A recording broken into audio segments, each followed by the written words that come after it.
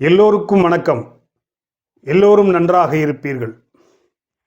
இன்றைய தலைப்பு அற்ப ஆயுள் உள்ள ஒரு ஜாதகம் எடுத்துக்காட்டாக போட்டிருக்கேன் பாருங்கள். இப்போ இவங்க 24/2/1995 8:30 மணிக்கு திருநெல்வேலியில் பிறந்திருக்கிறாங்க. லக்னமாக வந்திருக்கிறது மீன லக்னம், ராசியாக வந்திருக்கிறது தனுசு ராசி. இவங்க பிறக்கும்போது கேது தசை 5 வருஷம் 11 மாதம் 16 நாட்கள் இருக்கும்போது பிறந்திருக்காங்க. எந்தெந்த கிரகங்கள் எத்தனை டிகிரியில் இருக்குங்கிறதையும் உங்களுக்கு காட்டியிருக்கிறேன். சரி, இப்போ ஆயுள்னாலே நம்ம என்ன வந்துடணும், ஃபஸ்ட்டு லக்னம் லக்னாதிபதிக்கு நம்ம வந்துடணும். இங்கே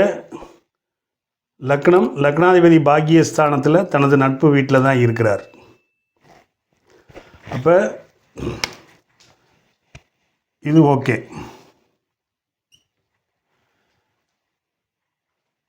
90 வயசு வரைக்கும் ஒருத்தர் உயிரோடு இருக்கிறாங்கன்னு வைங்க. 30 3 பிரிவாக பிரிச்சுக்கோங்க. இது லக்னாதிபதி, இது 8க்குரியவன், இது ஆயுள்காரகன். சரி, இப்போ ஃபஸ்ட்டு லக்னாதிபதி செவ்வாய் வீட்டில் இருக்கிறார். லக்னத்தையே குரு பார்க்குறார். அது மிகப்பெரிய சிறப்பு. 8ல் யார் இருக்கிறா? ராகு இருக்கிறார். 8க்கு வீடு கொடுத்தவன் யார்? சுக்கிரன். அவர் அமாவாசையை நெருங்கி கொண்டிருக்கிற சந்திரனோடு சேர்ந்திருக்கிறார். பகை வீட்டில் இருக்கிறார்.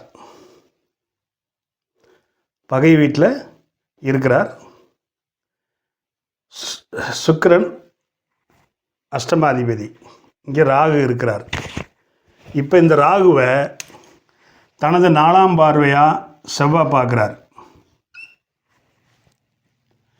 7ஆம் பார்வையாக புதனை பார்க்குறார். 8ஆம் பார்வையாக ஆயுள்காரகனை பார்க்குறார். இந்த புதன் இங்கே மாரகாதிபதி, பாரகாதிபதி. ராகு 8ல் இருக்கார். இது ஆயுள் ஸ்தானம், இதுதான் மெயின். அப்போ ராகு இருக்கக்கூடாது. செவ்வாய் வேற பார்க்குறார். இந்த புதன் மாரக பாதக அதிபதி. செவ்வாய் பார்க்குறார். ஆயுள்காரகன் சனியை செவ்வாய் பார்க்குறார். இந்த சனி ஆட்சி பெற்றாலும் தனக்கு பிடிக்காத சூரியனோட சேர்ந்திருக்கிறார். இங்கே சனி 20 டிகிரியில் இருக்கிறார். சூரியன் 11 டிகிரிக்குள்ளே இருக்கிறார். 9 டிகிரிக்குள்ளே இங்கே சூரியன் சனியை அஸ்தங்கம் படுத்திட்டார். செவ்வாய் 24 டிகிரியில் இருக்கிறார். சனி 20 டிகிரிக்குள்ளே இருக்கிறார். 4 டிகிரிக்குள்ளே பார்க்குறார். நெருங்கிய பார்வை. புதன் 14 டிகிரியில் இருக்கிறார். செவ்வாய் 24 டிகிரியில் இருக்கிறார். 10 டிகிரிக்குள்ள மாரக பாதக அதிபதி புதனை பார்க்குறார். அப்போ இவங்களுக்கு வரக்கூடாத சுக்கிர தசை, எனக்கு கேது தசை கிட்டத்தட்ட 6 வருஷம் முடிஞ்சு வச்சு. அப்போ சுக்கிர தசை 25 வயசு வரைக்கும் நடக்கணும். அப்போ சுக்கிர தசை புதன் புத்தியில் இவங்களுக்கு மரணம் ஏற்பட்டிருக்கு. அப்போ இவங்களுக்கு வயது 24. சரியா? அப்போ 24 3 பெருக்கினாலும் 72 வயசு வரைக்கும் வரும். அப்போ வரக்கூடாத தசை சுக்கிர தசை. அது அஷ்டமாதிபதி. புத்தி மாரக பாதக அதிபதி புத்தி. இப்போ அஷ்டமாதிபதி தசையில் மாரகாதிபதி புத்தியில் மரணங்கிற சம்பவத்தை உங்களுக்கு கொடுத்துருச்சு. அது டிகிரி வாய்ஸாகவும் நான் உங்களுக்கு விளக்கிட்டேன். பார்த்தீங்கன்னா தசாநாதன் அவருக்கு பிடிக்காத வீட்டில் இருக்கிறார். சுக்கிர தசை நெருங்கிய இங்கே நவாம்ச கட்டத்தில் நான் தனியாக போடலை, இங்கே போட்டிருக்கிறேன். அவருக்கு பிடிக்காத குருவோடு இருக்கிறார். குரு வீட்டில் இருக்கிறார்.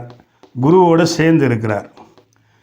புத்திநாதன், அவருக்கு பிடிக்காத குரு லக்கணம், அஷ்டமாதிபதி வீட்டில் இங்கே 3ஆம் இடத்துல, அதாவது நவாம்ச கட்டத்தில் அவர் ரிஷப மனையில் இருக்கிறார். சரிங்களா?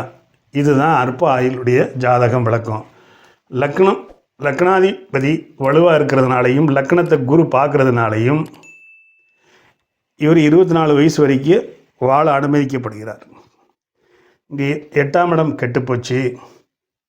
8ல் ராகு இருக்கிறார். ராகுக்கு வீடு கெடுத்தவன் சுக்கிரன் அமாவாசை சந்திரனோடு இணைந்து விட்டார். இந்த ராகு 8ஆம் இடத்தை குரு பார்க்குறார். இது ஆயுள் ஸ்தானம். மாரகாதிபதி புதனையும் பார்க்குறார். ஆயுள்காரகன் சனியையும் பார்க்குறார். இந்த சனி சூரியனுக்கு ஆகாது. சூரியன் சனியை அஸ்தங்கப்படுத்திட்டார். இங்கே நம்ம ஆட்சின்னு எடுக்கக்கூடாது. சனி தன்னுடைய காரகத்துவத்தை இழந்துட்டார் அப்படின்னு எடுக்கணும். இவ்வளோதாங்க. உங்களுக்கு புரிஞ்சிருக்குன்னு நினைக்கிறேன் நண்பர்களே. இந்த வீடியோ பிடிச்சிருந்தால் லைக் பண்ணுங்கள், ஷேர் பண்ணுங்கள், சப்ஸ்கிரைப் பண்ணுங்கள். பெல் பட்டன் அமுக்குனீங்கன்னா நான் போடுற ஒவ்வொரு வீடியோவும் உங்களுக்கு நோட்டிஃபிகேஷனாக வந்து சேரும். நமது நேயர்கள் ஆள் போல் தலைதலைத்து அருகது போல் வேரூன்றி மூங்கில் போல் கிளை கிளைத்து முதியாமல் வாழ்ந்திருக்க வாழ்கவென வாழ்த்தி அமைகிறேன். வணக்கம்.